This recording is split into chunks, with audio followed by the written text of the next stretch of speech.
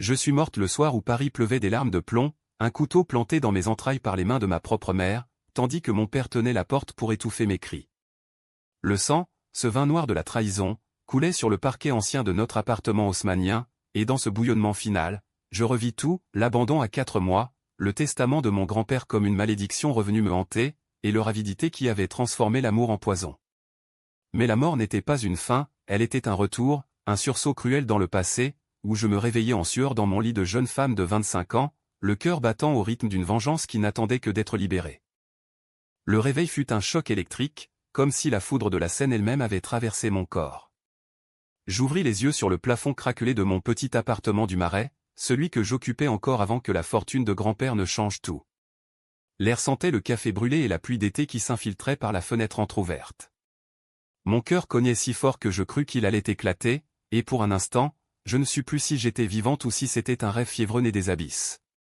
Mais les souvenirs étaient là, gravés dans ma chair, le tribunal où mes parents, ces fantômes du passé, avaient surgi comme des vautours pour contester le testament, les nuits d'insomnie où je les imaginais comploter, et enfin, cette soirée fatale, 3 ans plus tard, où leur réconciliation s'était muée en assassinat pour s'emparer des 3,4 millions d'euros qui m'avaient été légués. J'avais 32 ans à ma mort. Claire Duval, orpheline de fait depuis l'âge de 4 mois, élevée par un grand-père bourru qui avait fait fortune dans le vin bordelais et les secrets parisiens. Mes parents, appelons-les par leur nom maudit, Elisabeth et Thierry, m'avaient abandonné sur le seuil d'un orphelinat du 16e arrondissement, une nuit d'hiver 1993, avec une note laconique, « Nous ne pouvons pas pardonner nous. » Grand-père, ce colosse au cœur tendre caché sous une moustache grise, m'avait recueilli sans un mot de reproche. Il m'avait donné un nom, une éducation, et à sa mort, en 2020, un empire, vignoble en Gironde, un hôtel particulier rue de Rivoli, et cet argent qui brûlait comme un feu de joie interdit. Dans cette vie antérieure, celle que je venais de quitter dans un râle sanglant, il m'avait retrouvé. 10 ans après l'enterrement de grand-père, alors que je gérais l'héritage avec une prudence de chatte sauvage, évitant les pièges fiscaux et les amants trop curieux. Un avocat aux lèvres minces m'avait convoqué, « Mademoiselle Duval, vos parents biologiques contestent le testament. Ils affirment une erreur, une manipulation. » Erreur? Manipulation? C'étaient eux qui avaient fui, qui avaient refait leur vie à Lyon avec une nouvelle famille, un fils chéri prénommé Lucas, ce golden boy de la finance que j'aurais pu haïr si je n'avais pas pitié de son ignorance. Les audiences avaient été un cirque. Elisabeth, avec ses yeux de biche effarouchés et ses tailleurs Chanel usés, pleurait sur l'épaule du juge. Nous étions jeunes, désespérés. Comment pourrions-nous priver notre fille de son dû? Thierry, plus froid, un comptable aux ongles rongés, étalait des faux documents prouvant une relation maintenue des lettres forgées, des photos truquées où je n'étais qu'un bébé anonyme. Le juge, un homme las aux lunettes cerclées d'or, avait penché pour un compromis, moitié-moitié. 2,1 millions pour moi, le reste pour eux. J'avais accepté, non par faiblesse, mais par fatigue. Erreur fatale. La réconciliation suivit. Un dîner au Fouquet's, sous les lumières tamisées de l'avenue des Champs-Élysées. Lucas, 22 ans, beau comme un dieu grec maléfique, me souriait avec une fausseté qui me donnait la nausée. Sœur, enfin, avait-il lancé, levant son verre de champagne. Mais ce soir-là, dans mon appartement, après trop de verres et de mots doux empoisonnés, la vérité avait éclaté. Elisabeth, les yeux fous, avait sorti le couteau de cuisine. Tu n'as rien fait pour mériter ça. C'est à nous. Thierry avait ri, un rire de hyène. Le coup fut précis, entre les côtes, visant le cœur. J'étais tombé, le monde s'effaçant en un tourbillon de regrets et de rage.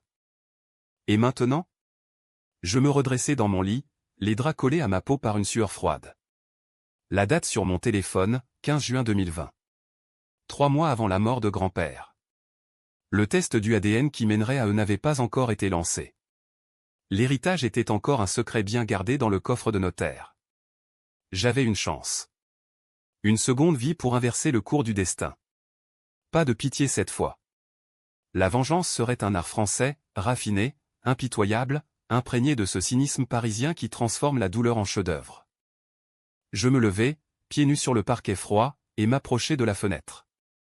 Paris s'étalait sous moi, indifférente, la cathédrale Notre-Dame encore noircie par l'incendie de l'an passé, la Seine coulant comme une veine argentée.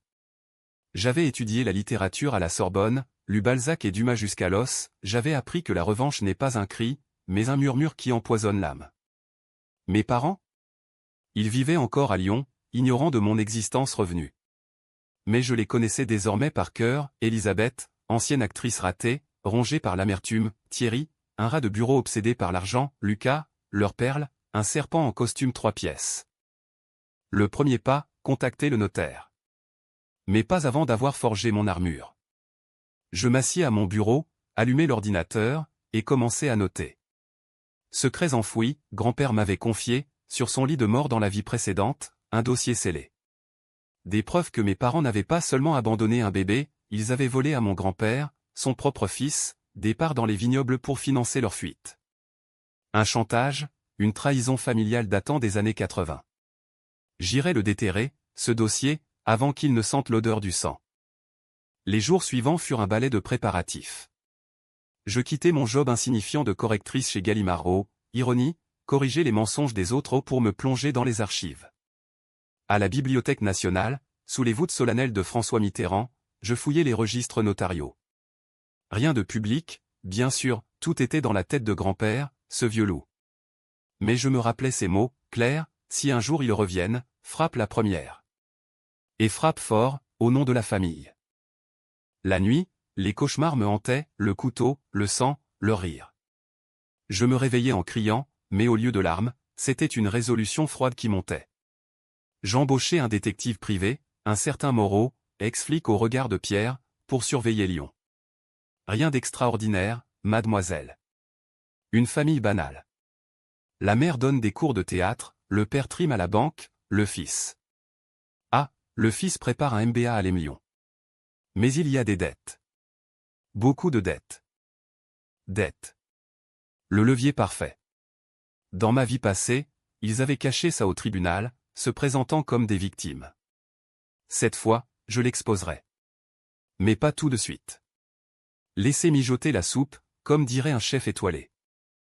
Le mois d'août arriva avec une chaleur étouffante, celle qui fait fondre les masques. Grand-père toussait plus fort lors de nos visites à l'hôpital Saint-Louis. Ma petite Claire, murmura-t-il, sa main parcheminée dans la mienne, tu es mon trésor. Ne laisse personne te le voler. Je hochai la tête, les larmes aux yeux, pas de tristesse, mais de fureur contenue. Le testament était prêt, tout à moi, avec une clause secrète que seul le notaire connaissait. Si contestation, une enquête automatique sur l'abandon serait déclenchée, révélant non seulement leur fuite, mais un possible lien avec la mort suspecte de ma grand-mère, empoisonnée par accident en 1992, juste avant ma naissance. Oui, grand-mère. Le secret le plus sombre. Elisabeth, alors jeune épouse ambitieuse, avait été soupçonnée d'un flacon de somnifère vide, des rumeurs de jalousie pour l'héritage. Affaire classée, mes grands-pères n'avaient jamais pardonné. C'était ça, le twist que j'utiliserais, non pas pour les tuer, mais pour les briser, les forcer à s'entre-dévorer comme des rats dans un sac. Mon plan se dessinait, d'abord, les appâter. Un faux contact via un cousin éloigné en moi, sous un pseudonyme. Une lettre anonyme suggérant que l'héritage fuitait dans la presse lyonnaise. Puis, les attirer à Paris. Et là, dans les salons feutrés de la capitale, les laisser s'empêtrer dans leurs propres mensonges. Mais attention, Lucas. Ce garçon était le danger. Dans la vie précédente, c'est lui qui avait suggéré le couteau, avec un sourire d'ange déchu. Il fallait le neutraliser en premier. Fin septembre, grand-père s'éteignit. La cérémonie fut intime, sous un ciel de plomb au Père-Lachaise. Je portais le deuil comme une armure, robe noire de Dior vintage, cheveux relevés en chignon sévère. Le notaire lut le testament dans le bureau lambrissé, à Claire Duval, ma petite fille bien-aimée, l'intégralité de mes biens. Pas un mot pour les ombres du passé. Mais je savais, il viendrait. Et j'étais prête. Les vautours arrivèrent plus vite que prévu. 2 semaines après l'enterrement, une lettre cachetée glissa sous ma porte. Chère Claire, nous sommes ta famille. Apprenons à nous connaître. Tes parents. Elisabeth avait signé d'une main tremblante, Thierry d'un paraphe sec. Un numéro de téléphone lyonnais, et une adresse email, famille.retrouvée@orange.fr. Pathétique. Je ris, un rire amer qui résonna dans l'appartement vide, maintenant empli des meubles de grand-père, un bureau en acajou, des bibliothèques croulant sous les Flaubert et les Zola. Je répondis le lendemain, feignant l'émotion. Je suis sous le choc. Oui, rencontrons-nous. Café de Flore, samedi midi. L'endroit parfait, terrasse bondée, serveur aux moustaches cirées, l'odeur de croissant chaud masquant la puanteur de la trahison. J'arrivais en avance, vêtu d'une jupe crayon grise et d'un chemisier blanc immaculé à l'image de l'héritière vulnérable. Moreau, mon détective, se posta à une table voisine, déguisé en touriste avec un chapeau mou et un journal Le Monde. Ils descendirent du taxi comme des acteurs d'un mauvais vaudeville, Elisabeth, la cinquantaine élégante malgré les rides d'inquiétude, un foulard Hermès noué avec soin, Thierry, bedonnant dans un costume froissé, lunettes embuées par l'humidité automnale, et Lucas, le joyau, en jeans slim et blazer bleu marine, un sourire Colgate éclatant. Ils me virent, hésitèrent, puis s'avancèrent. Claire, murmura Elisabeth, les yeux humides. Je me levai, les embrassai sur les joues à un baiser de Judas. Maman. Papa. Frère. Le café coula, les mots sucrés comme du miel empoisonné. Nous regrettons tant, soupira Elisabeth, triturant sa tasse. La vie nous a emportés, mais le destin nous ramène. Thierry hocha la tête, plus pragmatique, ton grand-père. Il ne nous a jamais pardonné. Mais l'héritage, c'est la famille. Lucas, lui, observa, ses yeux bleus fouillant les miens comme un scanner. T'as une sacrée chance, 6. 3,4 millions? Waouh. On pourrait investir ensemble, genre un fonds éthique. Éthique. Le mot me fit grincer des dents. Je souris, jouai la naïve. C'est beaucoup, oui. Mais il y a des conditions. Grand-père voulait que je protège le domaine. Sous la table, mon pied tapotait nerveusement non de peur, mais d'anticipation. Moreau captait tout, photo discrète, enregistrement audio via un micro caché dans mon sac. À la fin du déjeuner, je les invitai chez moi. Pour du vin de la propriété. Une bouteille rare. L'appartement devint théâtre. Ils s'extasièrent sur les tableaux à un monnaie mineur, hérité, touchant les meubles avec une avidité mal dissimulée. Lucas erra, inspectant les tiroirs comme un cambrioleur poli. Sympa, l'endroit. Ça vaut une fortune, non? Je servis le vin, un Pomerol 1982, corsé comme ma rancune. À la famille, portai-je, les yeux dans les leurs. Elisabeth but, se détendit, raconta des anecdotes fabriquées, quand tu étais bébé, tu avais déjà ces yeux verts, comme ton grand-père. Mensonge. J'avais vu les rapports médicaux, il m'avait laissé fiévreuse, déshydratée, à 2 doigts de la mort.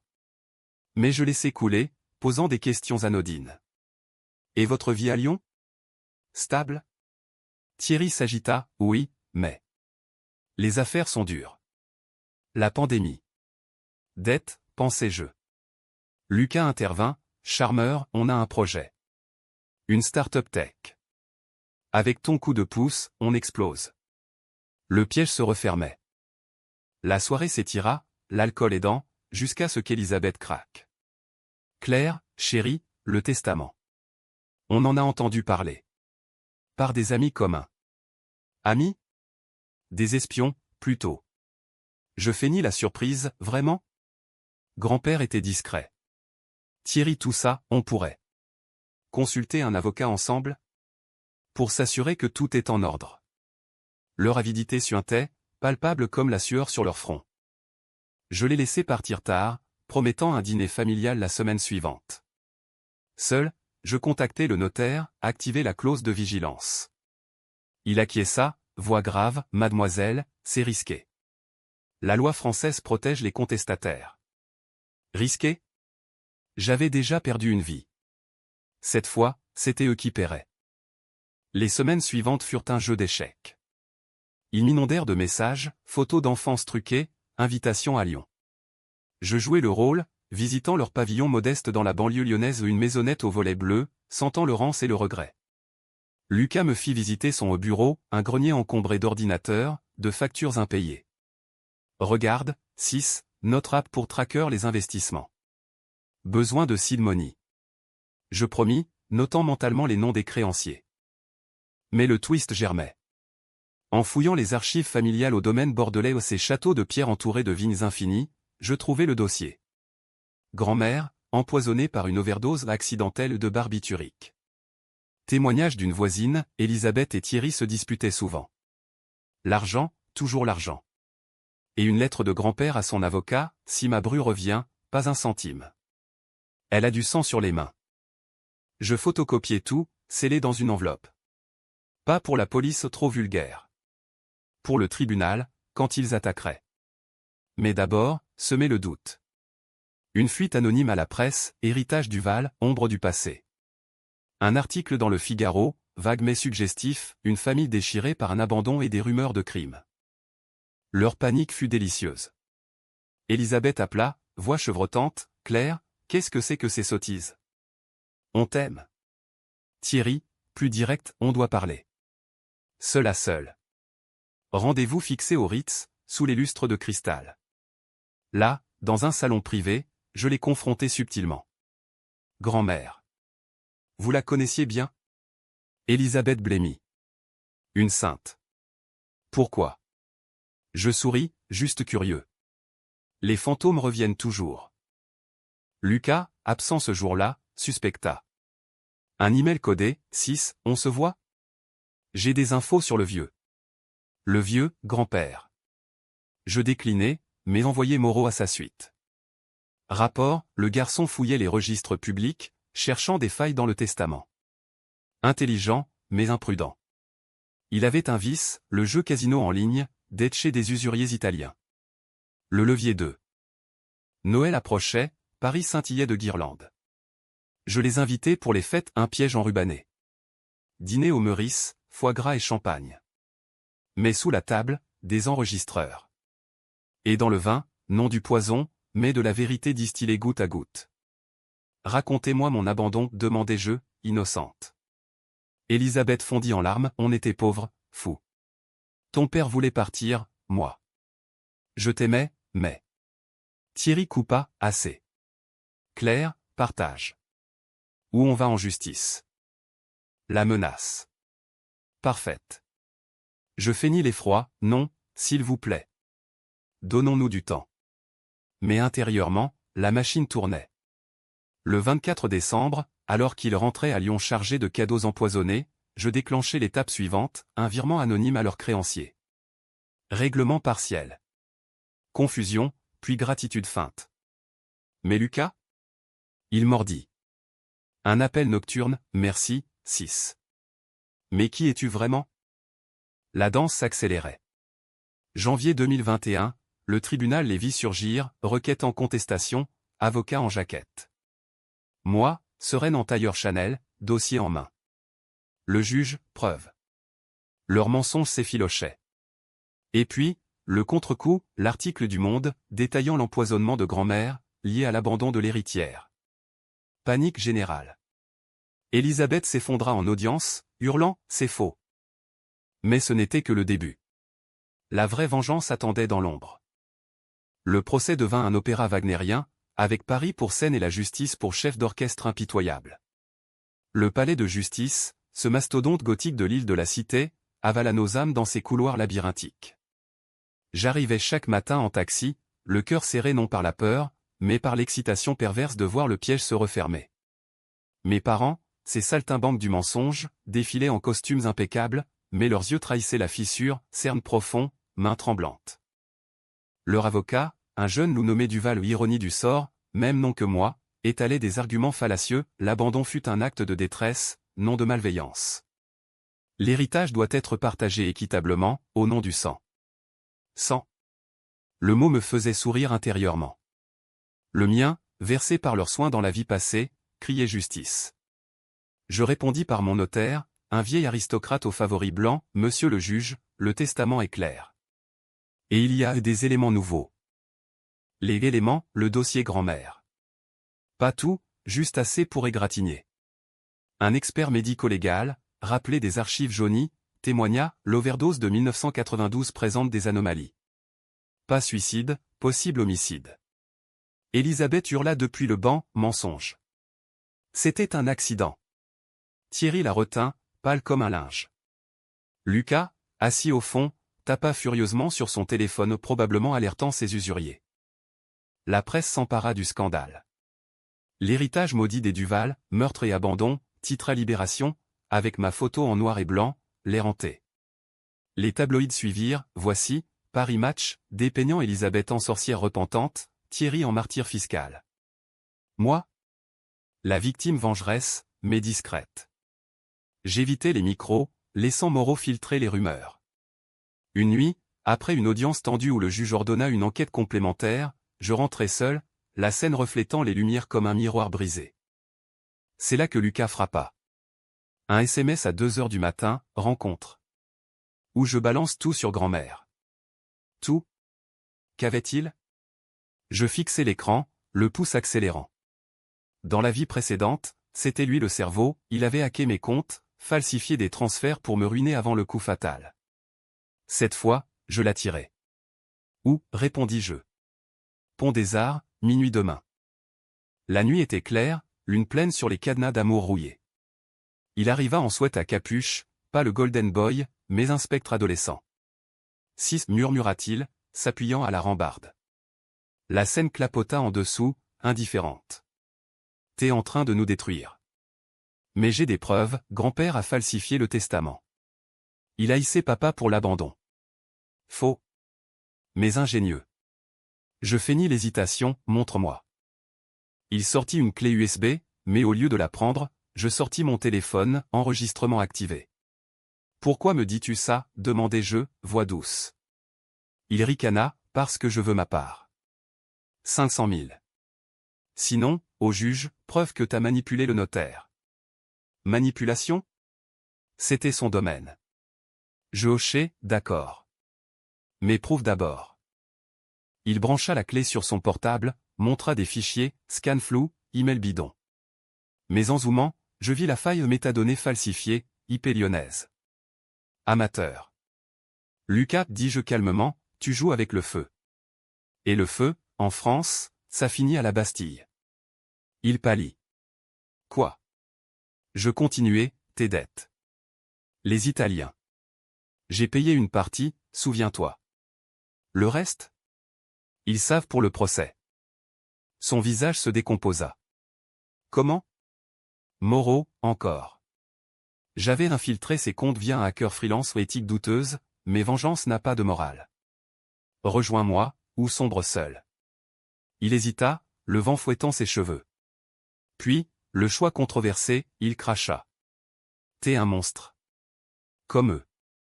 Et s'enfuit dans la nuit. Mais il avait mordu l'appât. Le lendemain, il contacta les parents, dispute enregistrée par son propre téléphone, que j'avais cloné. Elle sait tout. Grand-mère, les dettes? Elisabeth pleura au téléphone, que j'écoutais via un mouchard, on doit arrêter. Fuir. Thierry, trop tard. On gagne ou on perd tout. L'audience suivante fut le climax intermédiaire. Le juge, agacé par les rebondissements, ordonna une médiation. Au café du Palais, nous nous assîmes, eux d'un côté, moi de l'autre, avocats comme des duellistes. Compromis, proposa Duval. 1 million chacun. Je refusai, voix ferme, non. Où l'enquête sur 1992 s'ouvre. Elisabeth s'effondra, Claire, pitié. C'était pas moi pour ta grand-mère. Thierry. Il voulait l'argent, mais... Le aveu. Thierry bondit, tais-toi, idiote. Chaos. Gardien intervenant, flash des photographes. Le juge suspendit, mais le mal était fait. Titre, meurtre dans la famille Duval? Leur réputation en cendres. Lucas, isolé, tenta un chantage solo, email avec les preuves. Je le renvoyai à la police anonymement, pour tentative d'extorsion. Seul dans mon lit cette nuit, je repensais à la mort passée. Le couteau d'Elisabeth, le rire de Thierry. Pas de meurtre cette fois, pire, l'humiliation publique. Mais le plan n'était pas fini. Le twist familial, je sus, via Moreau, que Lucas n'était pas leur fils biologique. Un adultère d'Elisabeth, caché. Le levier ultime pour les briser de l'intérieur. Février apporta la neige, rare à Paris, couvrant la ville d'un voile purificateur. Le procès reprit, avec expert psychiatrique, Elisabeth, borderline, Thierry, narcissique. Moi? Stable, vengeresse. Le juge pencha, héritage maintenu, mais dommage pour abandon. Ironie, ils payèrent pour leur crime moral. Mais la tension montait. Une lettre anonyme aux deux? Arrête, ou on te tue comme elle. Grand-mère. Je ris. Viens, pensais-je. Cette vie, je la vivais pour ça. Le printemps fleurit tard cette année-là, comme si Paris retenait son souffle pour notre drame. Les vignes bordelaises bourgeonnaient, mais mon cœur restait en hiver. Le procès traînait, un mollusque judiciaire englué dans les appels et les contre-appels. J'avais gagné du terrain, l'enquête sur grand-mère rouvrit, discrète mais vorace, menée par un procureur zélé du nom de Laurent, un provençal au verbe. Mademoiselle Duval, me dit-il un après-midi dans son bureau du quai des Orfèvres, vos preuves sont solides. Mais attention, accusé sans fondement, c'est du pénal. Solide? Les lettres, les témoignages jaunis, l'autopsie revue. Elisabeth avait acheté les barbituriques 2 jours avant, prétexte migraine. Thierry avait hérité d'une somme suspecte juste après. Et moi? Le bébé abandonné comme alibi pour couvrir le crime. Frappé, répondis-je. Pour la mémoire. Dehors, la scène charriait des secrets, et mes parents sombraient. Elisabeth, internée pour crise nerveuse après l'audience, écrivait des lettres pathétiques. Claire, je t'ai porté, je t'aime. Pardonne. Je les brûlais dans la cheminée de l'hôtel particulier, cendres comme leurs mensonges. Thierry, licencié de sa banque au scandale trop lourd, rôdait à Paris, logeant dans un hôtel miteux de la rue Saint-Denis. Lucas? Disparu à moitié, il avait fui Lyon, endetté jusqu'au cou, refaisant surface via des emails rageurs. T'as ruiné ma vie, salope de sœur. Salope. Le mot me piqua, mais je l'utilisais. Une nuit, je le pistais via son IP, un cybercafé de Belleville, quartier des Ombres. Vêtu d'un manteau anonyme, je m'approchai. Il tapait frénétiquement, visage émacié, barbe naissante. Lucas, murmurai-je, posant une main sur son épaule. Il sursauta, yeux fous. Toi. Dehors, sous les néons clignotants, nous marchâmes. Pourquoi, demanda-t-il, voix brisée. Je m'arrêtai sous un réverbère, parce que vous m'avez tué. Dans une autre vie. Il rit, nerveux, t'es folle. Non, pensai-je. Vengeresse. Je lui tendis une enveloppe, 50 000 €, cash. Prends et disparais. Ou je révèle ton secret. Lequel? L'adultère de mère, prouvé par un test ADN que j'avais forcé via un faux rendez-vous médical. Il prit l'argent, tremblant. T'es pire qu'eux. Peut-être. La décision controversée, le laisser partir, non par miséricorde, mais pour qu'il soit l'arme contre eux. Il rentra à Lyon, confronta Elisabeth, enregistrement envoyé par lui, anonyme. Maman, t'as couché avec qui pour moi? Cris, pleurs, Thierry frappant les murs. La famille implosait, pierre par pierre.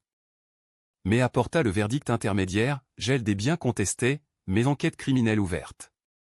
Mes parents arrêtés pour homicide volontaire 1992.